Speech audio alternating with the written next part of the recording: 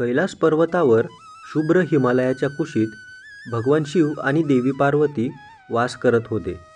त्यांचा मिलाप म्हणजे सृष्टीतील समतोलाचा आधार होता.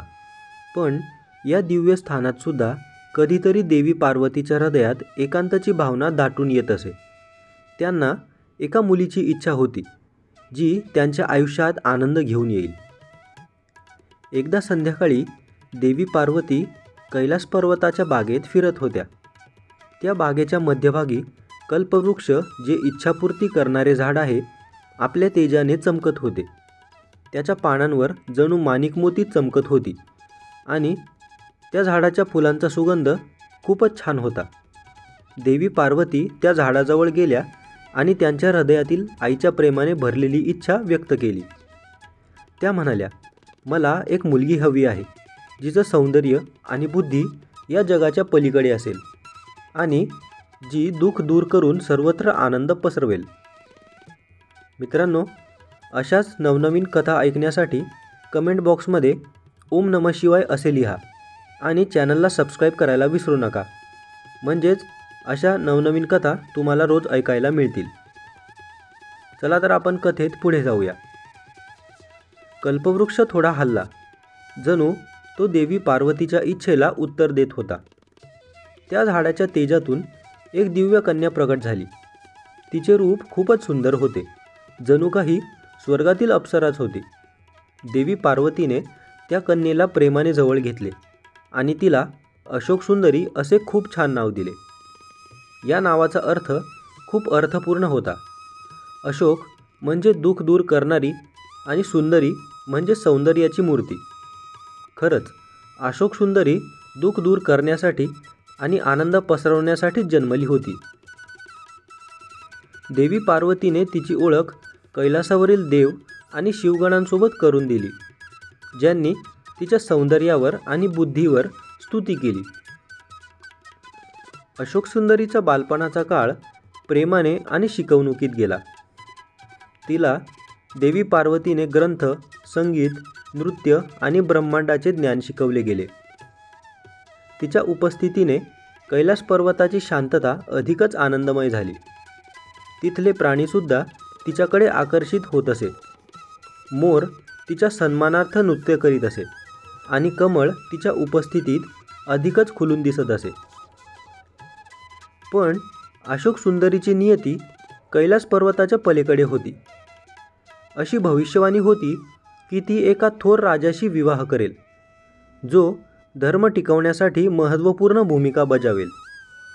देवी पार्वतीने ही भविष्यवाणी अशोक सुंदरीला सांगितली आणि तिच्या मार्गाला आशीर्वाद दिला. एके दिवशी झाले असे की बागेत फिरत असताना अशोक सुंदरीला एका ऋषीने तिच्या भावी पतीबद्दल सांगितले. ते ऋषी म्हणाले, पराक्रमी राजा जो एका थोर साम्राज्याचा शासक बनेल, तो सध्या अज्ञात होता, कारण ऋषींनी अशोक सुंदरीला त्याचे नाव सांगितले नव्हते. परंतु त्याच्या पराक्रमाने आणि बुद्धिमत्तेने तो इतिहासात अमर होणार होता. या भविष्यकथनाने अशोक सुंदरीच्या हृदयात उत्सुकता आणि विश्वास निर्माण केला, कारण तिचं हृदय पवित्र होतं आणि ती तिच्या आईवर पूर्णपणे विश्वास करत होती. काळ पुढे गेला आणि ही भविष्यवाणी अशोक सुंदरीच्या आयुष्याचा भाग बनली. तिने आपलं सर्व जीवन आपल्या भावी पतीसाठी समर्पित केलं. अशोक सुंदरी दररोज देवतांची प्रार्थना करत असे. तिच्या होणाऱ्या पतीच्या सुरक्षिततेसाठी आणि यशासाठी सर्व देवतांना ती आशीर्वाद मागत असे. एका संध्याकाळी अशोक सुंदरी एका शांत सरोवराजवळ विश्रांती घेत होती. अचानक जंगल शांत झालं. अंधाऱ्या सावल्यांमधून हुंडा प्रकट झाला. हुंडा एक राक्षस होता आणि त्याचा राक्षसी आकारसुद्धा खूपच भयानक होता. तो तिला म्हणाला, हे सुंदरी, तुझ्या सौंदर्याला जगात तोड नाही. माझ्याबरोबर चल, मी तुला सगळ्या जगाची राणी बनवून ठेवीन. अशोक सुंदरीने उभी राहत त्याच्याकडे पाहिले आणि ती शांतपणे म्हणाली, हुंडा, तू जे बोलतो आहे ते कधीच होऊ शकत नाही. माझी निष्ठा माझ्या इच्छेत आहे. ज्याचं स्वतःवर स्वामित्व नाही त्याला दुसऱ्यांचं स्वामित्व कसं मिळणार? अशोक सुंदरीचे हे बोलणे ऐकल्यावर हुंडाचा चेहरा रागाने लाल झाला. तो म्हणाला, माझ्या सहनशीलतेचा अंत पाहू नकोस देवी. जर तू माझ्या इच्छेनुसार वागली नाहीस तर या जंगलावर आणि तुझ्यावर माझा कोप पडेल. अशोक सुंदरीने डोळे मिटले आणि ती हात जोडून प्रार्थना करू लागली. ती म्हणाली, हे भगवान शिव, हे माता पार्वती, आपल्या कन्येचे रक्षण करावे. मला शक्ती आणि मार्गदर्शन द्या. हुंडा तिच्या प्रार्थनेवर खदाखदा हसायला लागला. तो म्हणाला, तुझे देव तुला माझ्या हातून वाचवू शकत नाहीत. मी पराक्रमी आहे, अपराजित आहे. त्याने आपल्या राक्षसी सैन्याला बोलावले. जंगलात काळ्या ऊर्जेचे थैमान पसरले आणि राक्षसांनी अशोक सुंदरीला चारी बाजूंनी वेढले. मात्र अशोक सुंदरी एकदम शांत होती. तिची प्रार्थना तिने चालूच ठेवली आणि अचानक जंगल एका तेजस्वी प्रकाशाने उजळून गेले. त्या प्रकाशातून भगवान शिव आणि देवी पार्वती प्रगट झाले. भगवान शिवाच्या हातात त्रिशूळ होता, जो तेजाने चमकत होता. त्यांच्या शेजारी देवी पार्वती उभ्या होत्या. त्यांच्या डोळ्यात सुद्धा राग स्पष्ट दिसून येत होता. भगवान शिव हुंडाला म्हणाले, तू आमच्या कन्येचा अपमान करण्याचे धाडस केले आहेस. हुंडा, तुझा अहंकार तुला आंधळा करतोय. आज तुला तुझ्या कर्माची फळे भोगावी लागणार.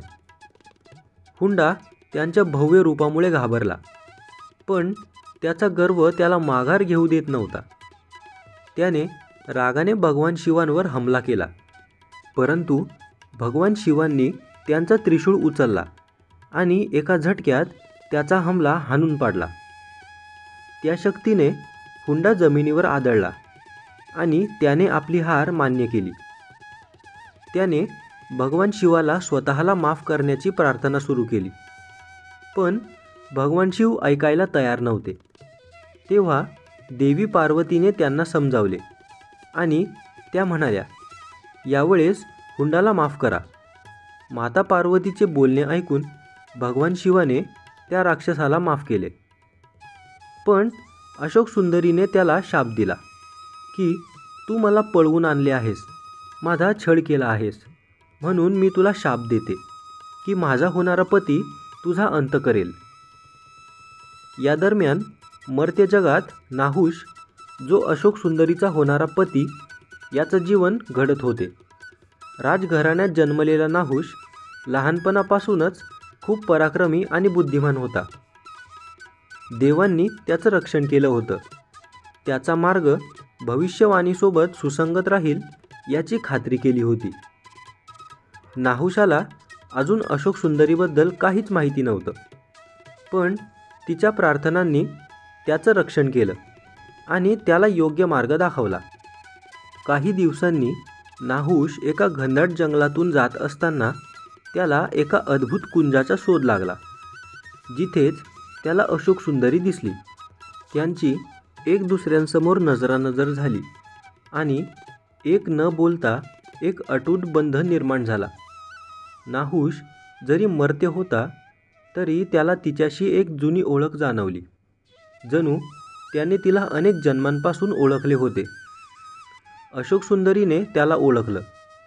तोच तिचा होणारा पती होता. तिचं हृदय आनंदाने भरून आलं. त्यांचा विवाहाचा उत्सव देवता आणि मर्त्यांमध्ये साजरा झाला. नाहुष आणि अशोक सुंदरी यांचं प्रेम धर्माचं प्रतीक बनलं. त्यांनी एकत्र हुंडाचा सामना केला आणि भविष्यवाणी पूर्ण करत नाहुषाने राक्षसाचा नाश केला. थोड्या काळाने नाहुष स्वर्गाच्या सिंहासनावर आरूढ झाला आणि इंद्र बनला. अशोक सुंदरी त्याच्यासोबत स्वर्गाची राणी बनली. मित्रांनो, रोज अशाच नवनवीन कथा ऐकण्यासाठी व्हिडिओला लाईक करा. कमेंट बॉक्समध्ये ओम नमः शिवाय असे लिहा. हा व्हिडिओ तुमच्या मित्रमैत्रिणींसोबत शेअर करा आणि संजीवनी मराठी चॅनलला सबस्क्राईब करायला विसरू नका. संपूर्ण व्हिडिओ बघितल्याबद्दल तुमचे खूप खूप आभार. धन्यवाद.